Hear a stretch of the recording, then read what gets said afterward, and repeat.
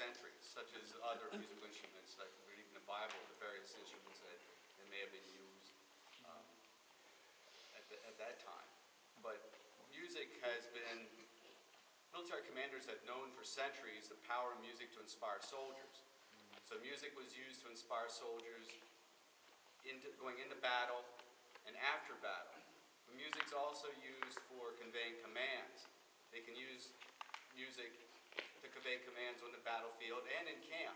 And one of the main purposes of field music during the Civil War is conveying commands in camp. So much of the time of a soldier is spent in camp. Much as today, you have to train. And so when you're in camp, you have to wake soldiers up. So there's reveille. Then there's surgeon's call, which brings those men are gathered together to take them to the doctor. There's breakfast call, there's dinner call. The whole day is scheduled for the men, and that daily schedule is conveyed to the men through music, through the fife, the drum, and the bugle. Then there's entertainment. They can be using the music for social events. Soldiers enjoy dancing, so you read accounts where they'll call upon the fife and drum to play music, and the men will dance in camp. And then there's also the ceremonial aspect of it, such as you may have dignitaries come to camp, and so you'll have music playing for the dignitaries, or if a man is court-martialed and he is found guilty, he could be kicked out, drummed out of the army. When they say you're drummed out of the army, they literally drum you out of the army. To go into say for that particular case, if you're found guilty via court-martial and they're going to drum you out of the army, they will shave half of your head. They may shave your entire head. It's all to humiliate you. They'll cut the buttons off of you. Sometimes they will brand a man with the letter D for desertion. Sometimes you read accounts where they'll put that letter D on maybe on their forehead in ink. And then they will march them around under guard throughout the camp with a tune called the Rogue's March, played by fife and drum. And when they're finished, he's drummed out of the army. So music is a very important function to the army. In fact, General Robert E. Lee said that he doesn't believe that we could have an army without music. So music is an important function, and as it's been said, that they get paid $1 more. They're being paid $1 more because of the importance of music to the army. So. And some units, the musicians actually carried out the punishments. So that tells you right there that there were young men in their early 20s, 30s that were doing this. You're not going to have someone like Daniel here whipping somebody. I mean, I guess you could, but I mean, it'd be kind of weird. But yeah, they would do things like that. There was also the camp duty, what Tyrone was referring to, is a whole collection of tunes that most people wouldn't recognize because they were just to regulate the camp. They would start in the morning from reveille, and they would go all the way through to tattoo at night when they went to bed.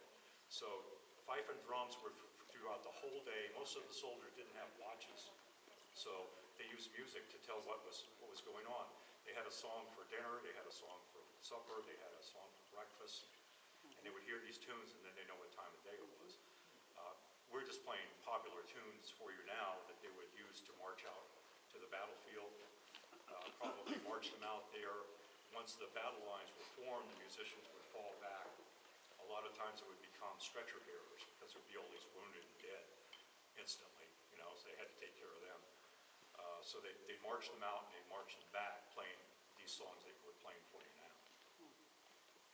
So the guard, when you're in the camp, there's a fifer and drummer that are issued to the guard. So the fifer typically is going to be an orderly. The drummer he keeps his drum tensioned.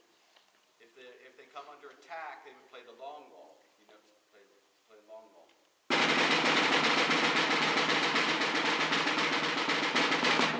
So when you hear that, and you're a soldier, you know to grab your weapon and gather because you're coming under attack.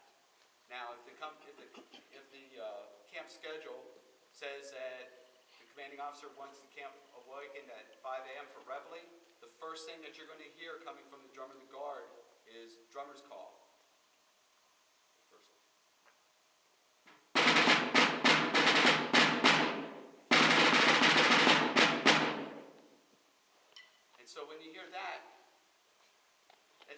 played, it can be anywhere from 5 to 15 minutes prior to the scheduled call. So when the fifers and drummers hear that, they have to get up and gather on the regimental parade ground, because in 5 or 15 minutes, whatever the commanding officer wants, then they'll play reveille.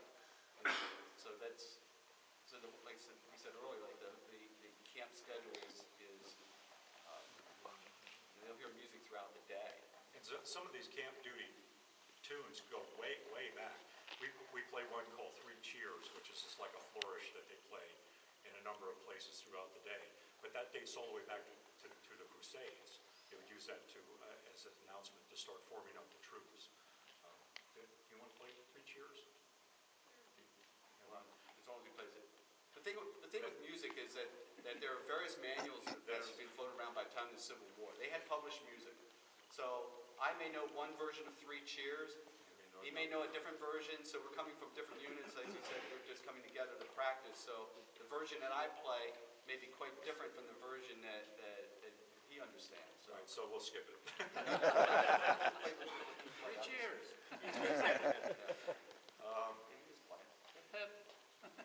Three Cheers, the way I know it is.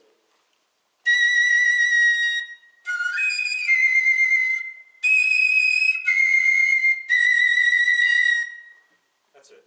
That's all it is.